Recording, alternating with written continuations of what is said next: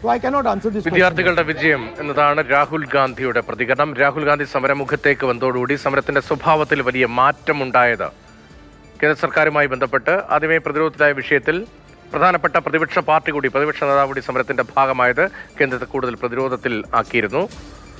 P Basant തുടരുന്നുണ്ട്. ബസന്ത്, ഇപ്പോൾ സമരം അവസാനിപ്പിച്ച പോയിന്റിനെ കുറിച്ചാണ് നേരത്തെ ബസന്ത് റിപ്പോർട്ട് ചെയ്തുകൊണ്ടിരുന്നത്. എത്രത്തോളം വലിയ പ്രതിസന്ധിയിൽ അകപ്പെട്ടപ്പോഴാണ് ഒരു മന്ത്രിയെ കൈവിടാൻ ഉള്ള തീരുമാനം എടുക്കുന്നതുൾപ്പെടെയുള്ള എല്ലാ ഡിമാൻഡുകളും അംഗീകരിക്കേണ്ടി വന്നത് കേന്ദ്ര സർക്കാരിനും BJPക്കും? അല്ല, BJPയെ സംബന്ധിച്ചിടത്തോളം ഇതല്ലാതെ മറ്റൊരു പോംവഴി ഇല്ല എന്നുള്ളത് തന്നെയാണ്. അത് കാരണം ഞാൻ നേരത്തെ പറഞ്ഞ പോലെ അവരുടെ അടിസ്ഥാന വോട്ട് ബേസ് എന്ന് കരുതുന്ന വിഭാഗങ്ങൾ ഇത്തരത്തിൽ ഒരു വലിയ പ്രതിഷേധത്തിലേക്ക് വരുന്ന ഒരു സാഹചര്യത്തിൽ BJPയെ സംബന്ധിച്ചിടത്തോളം ഇനിയുള്ള ദിവസങ്ങൾ വലിയ ബുദ്ധിമുട്ടാണ്. 2027 ഉത്തർപ്രദേശ് തെരഞ്ഞെടുപ്പ് അടക്കം അവർക്ക് പരിഗണിക്കേണ്ടി വരുന്ന ഒരു സാഹചര്യം വരുന്നു. ലക്നൌവിലും അലഹബാദ് സർവകലാശാലയിലുമൊക്കെ വലിയ തോതിൽ വിദ്യാർത്ഥി പ്രതിഷേധങ്ങൾ നടക്കുന്നുണ്ട്. അപ്പോൾ ഈ ഒരു സാഹചര്യം BJPക്ക് മുന്നിലുള്ളൊരു വലിയ സമസ്യയാണ്.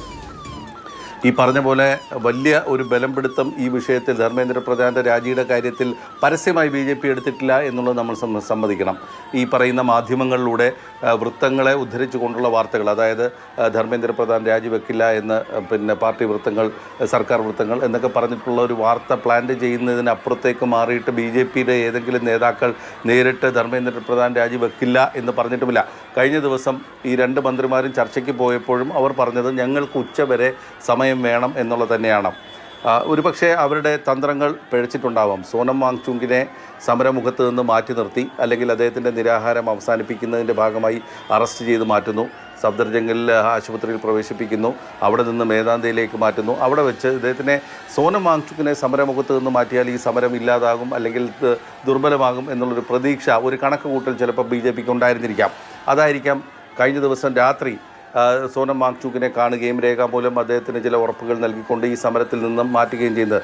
സോനം വാങ്ചുക്കും ഏകദേശം താഴോട്ട് പോകുന്നു അദ്ദേഹത്തിൻ്റെ ആവശ്യത്തിൽ നിന്നും. മന്ത്രിയുടെ രാജി എന്ന് പറയുന്ന ഒരു സാഹചര്യത്തിൽ നിന്നും മന്ത്രിയുടെ രാജി നിങ്ങൾ പരിഗണിക്കണം, അതോടൊപ്പം തന്നെ ഈ വിഷയം നിങ്ങൾ പാർലമെൻറ്റിൽ ചർച്ച ചെയ്യണം, വിദ്യാഭ്യാസ രംഗത്തെ പരിഷ്കാരങ്ങൾ ചർച്ച ചെയ്യണം തുടങ്ങിയ ലഘുവായ ചില ആവശ്യങ്ങളിലേക്ക് സോനം വാങ്ചുക്കിനെ മാറ്റി നിർത്തിക്കൊണ്ട് ഈ വിഷയത്തിൽ അവർക്ക് ഒരു കടന്നു കയറാൻ കഴിയുമോ എന്നുള്ളതായിരുന്നു BJPയുടെ കണക്കൂട്ട്. പക്ഷേ അവിടെ വിദ്യാർത്ഥികൾ വളരെ കടുത്ത നിലപാടെടുത്തതോടുകൂടിയാണ് അത് പിഴച്ചത്.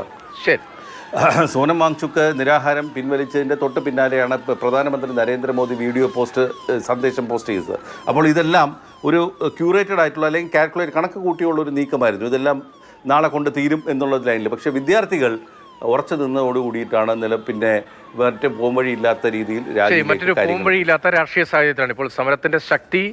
അത് വളരെ പ്രധാനമാണ്. അതിനപ്പുറത്തേക്ക് BJPക്ക് ഉണ്ടാകാൻ പോകുന്ന ഡാമേജ്, കേന്ദ്ര സർക്കാർ ഉണ്ടാകാൻ പോകുന്ന ഡാമേജ്, അത് വളരെ പ്രധാനമാണ് എന്ന് BJP റീഡ് ചെയ്തതിൻ്റെയും തുടർച്ച കൂടിയാണ്. ഇപ്പോൾ എല്ലാ ഡിമാൻഡുകളും അംഗീകരിക്കുകയും വിദ്യാഭ്യാസ മന്ത്രി രാജിയിലേക്ക് തീരുമാനമെത്തുകയും ചെയ്തത്. അതാണ് ഏറ്റവും പ്രധാനമായി രാഷ്ട്രീയമായി വ്യാഖ്യാനിക്കാൻ കഴിയുക.